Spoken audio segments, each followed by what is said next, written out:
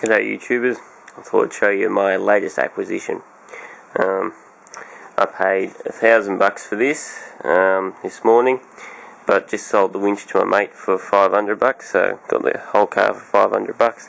Did have a decent worn winch on it, but I couldn't afford the thing as it was, let alone with the winch, so I could afford $500 but not $1,000. So anyway, she's in pretty good nick. Interior wise, it's clean, or as clean as you'd expect one of these things to be. Got the CD up there, 5-speed manual with 4-wheel drive, obviously 5 seats. It's a bit of a stain in there, but it's got carpet because it's the SR5 model. Tape deck, it's the SR5. It is proper 4-wheel drive with solid front axle. It's not any of that independent shit. So yeah, that's got a bit of engine trouble, so that's the problem with it. It's 1989 model, with the nice canopy that's now full of radiator and all that sort of shit, on LPG with an IMCO system. But she's got 761,000 k on it, so it's done a fair bit for a Hilux. That's fuck all. Nice 5-speed manual, as I said before, carbureted. But yeah, the engine, it's got something. From the amount of blow by, just while you're cranking, I reckon it's probably I don't know, maybe cracked rings in one of the cylinders or something like that. I might give you a look. I'll just throw the battery in. Just clear a space and off. It fires. I've checked timing. Timing's alright. It hasn't skipped teeth. It's all set properly because I've reset it myself. What's that? One's positive.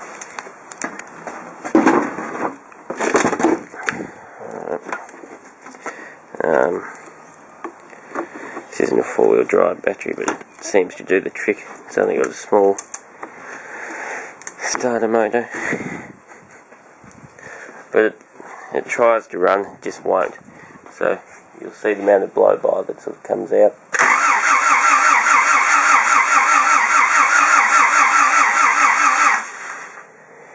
You can see that haze, which is pretty damn bad, just through cranking, so I'm willing to bet that it's because it originally stopped driving because it had an odd noise. Now the mechanic said it, first of all the owner told me that it was meant to be bottom end bearings, then a couple of months later he told me it was timing chain. Then it could have either been timing chain or it could have been he reckoned one of the pistons was sloppy in the bore, which to me, with that amount of blow by, I'd reckon that's probably plausible.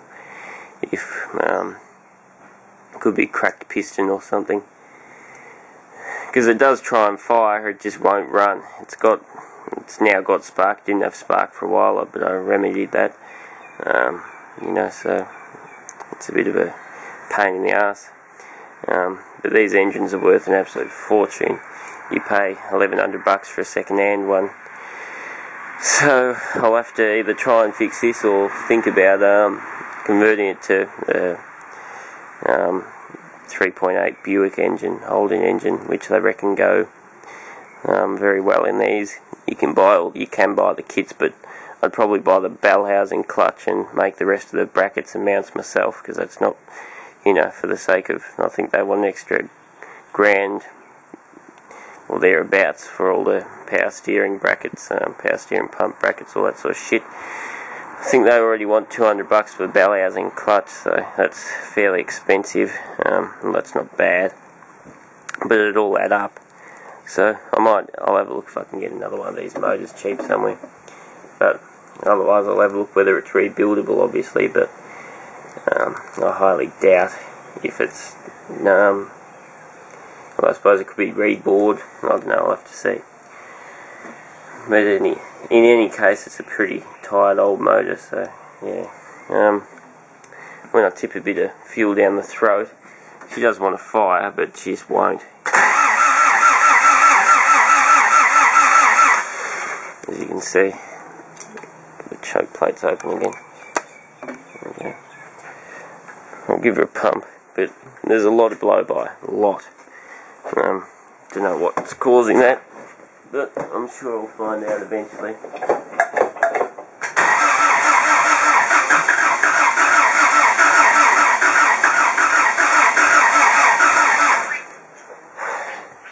I could have timing out or something, but it wants to fire, it's trying to run. That's just for my foot held flat to the floor.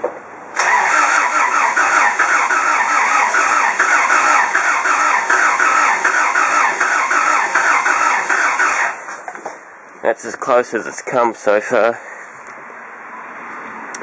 As you can hear, it's only firing on 1 or 2 cylinders, it's not firing on all of them. But whatever that blow-by issue is, anyway, it scares me. You know, because that's a lot of gases to be coming up. Although I could just be overreacting. It might be fine, you know, but who knows. If I had a decent timing light, at least I'd be able to check timing, but I don't. Mine's pretty fucked, so don't have a compression gauge I can use either. I do have them, but they won't fit because of the design of these heads. It's one that you have to push up against the head, and you can't get the thing down in there, so I'm going to have to lend one that's got the hose. Yeah, that, or I might have a look at making one. But yeah, I don't know. Anyway, so $500. It's not too bad. Did have the winch on it, but you know, it's got a nice, half decent set of driving lights. It's got the big Heyman Reese tow bar. That's about the worst bit of body damage, where the previous owner jackknifed his, or forgot he had his trailer on, was reversing out of his driveway, jackknifed it. You can see it's done a fair bit of damage, but it's probably at least, you know, neaten it up. Canopy leaks a bit, but you know. Okay, so this is how far we got. Ended up down to the bare block, as you can see. Got all the bits and pieces. Well, the head over here. It's the oil pump there.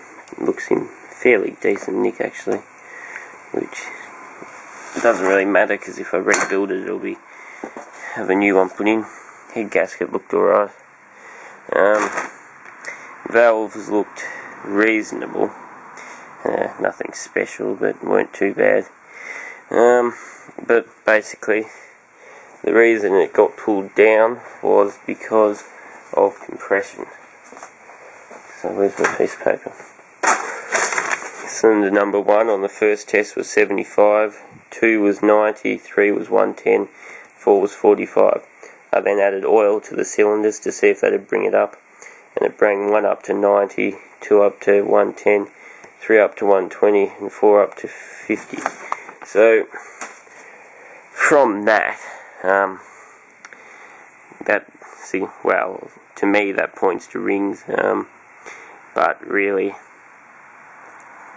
I'm not too sure. I could have had a blown egg gasket as well, but I wouldn't say across the range like that, and it didn't seem to have burnt valves, so I'd say it's just got really tired rings, because they had a hell of a lot of blow-by. As you can see, the cylinder's up $2,000. They might come up alright with just a light or a decent hone, but it'll probably need to be rebored. Oh yeah, I'm looking at that properly now. They're knackered. That's the first time I've looked at it with light. Yeah, they're absolutely fucked. Alright, change of plans. They're going to need to be rebored. Then it needs a timing kit as well, because the guide's broken, which is a very common problem with these. If I can find it, the passenger side guide, which is not that one. Okay, so before the battery run out, I was saying that these guides are prone to breaking, which this one has split through there, and it's split all the way through there, so really only just need to go like that, and she's done for. So that's power steering pump bracket. That's the distributor. That's the coil with the electronic ignition pack. They're an interesting system in these, actually. Totally different to what's in that car. Totally different. Don't know whether that's good or bad, although I did have quite a bit of trouble with it not producing spark at the start. But once I got producing spark, it still didn't run, so that's when I stuck some oil down the cylinders and, we'll first did a compression test, saw how dismal it was, stuck some oil down there, and realised that it's really beyond repair. Or beyond reasonable repair without ripping it down. So you can see whoever put this together, didn't do the grandest job. That's not the only thing. I mean, the mechanic, if it were a mechanic, and I'm pretty sure it was a mechanic, because my teacher didn't used to do much to it, but the mechanic that had been working on this car, everything was freaking hand tight. All the studs on the exhaust manifold, all but one I undid with my hands, fingers. All the sump bolts undid with my fingers. Just everything. It's unbelievable, everything. So really, I mean, whoever had been servicing it was just absolutely shit out. I haven't found anything to work out who they are yet. But anyway, that doesn't worry me because I don't get my cars serviced. So, it's got a decent gas. Yeah, but body-wise, she's in pretty nice nick. So yeah, I just got to work out what I'm going to do. The rocker train isn't too bad. I haven't really looked at it too hard. Oh yeah, they're hammered. They're fucking hammered. They're not too bad. The lobes aren't too bad, but the adjuster screws are pretty hammered. Although they could be, they're workable. They want a decent clean up though. That's the timing cover. It's not too bad. Often those surfaces there are keen culprits. Which the oil pump surface isn't too bad. There's no decent scoring on it. I could probably, if I reuse this, I'll probably take it to TAFE and get them all surface grinded, although it's aluminium, so we'll see what can be done. Can get a better finish than that somehow though. At least the chain hasn't been rubbing against these surfaces, although it looks like it might have been a bit down there, but apart from that, carburetor probably needed a rebuild as well, knowing my luck.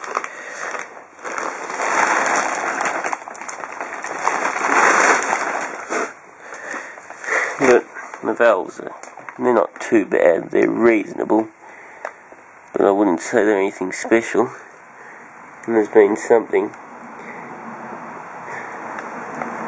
unless I've stuck, oh okay, that would have been when I was lifting it out, let's say, where I sat it down, which isn't very good. Naughty me. But yeah, needs a real clean up. Having that bot, I shouldn't do that either. Cam lobes look reasonable. That's reusable. I reckon I'll have to take valves out before I know, although they're a bit, no, they're not bad. Have to take valves out, but I'd say that, who knows, by the look of them they'll probably have to be at least reground, and so there's a bit of work involved in this engine. But the thing about these engines are Toyota 22R engine, everybody wants them, there's not many around, and generally these cars anyway, it seems it's the engine that actually goes, so really you won't find a decent one. You'll barely find a decent one around. I'll have to have a look in the records tomorrow whether there's any Tragos, because I know there's no High Aces and there's no High Luxes there, so we'll see if there's a Trago that has one. The Camrys didn't have them, none of that sort of shit had them.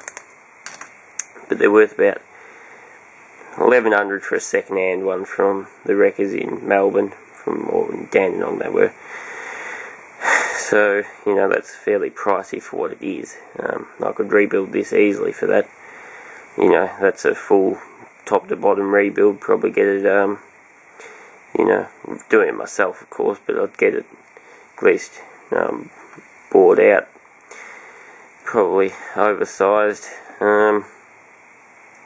Crank round and replace all the bearings in between for that easily, because the rebuild kit's about $700 and that's every single part, you know, for these. So I'd reckon it's still going, and you know, at least then you have a brand new engine, whereas with these other shitty things you can't trust them.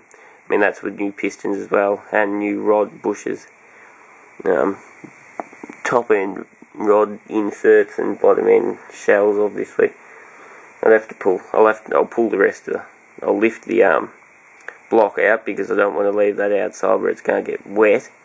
So I'll lift the block out, and we'll pull all the crank out and everything tomorrow and inspect that. Although I might just stuff it full of oil and grease and rags and leave it out for another couple of days, because I've had enough of it at the moment. But yeah, so she's a project, that's for sure. I mean, you know, it's reasonable. Probably need a reasonable amount of time put into it, and it'll probably make it, you know. But with a rebuild engine, it's probably worth $6,000 thereabouts, because people pay stupid money for these things.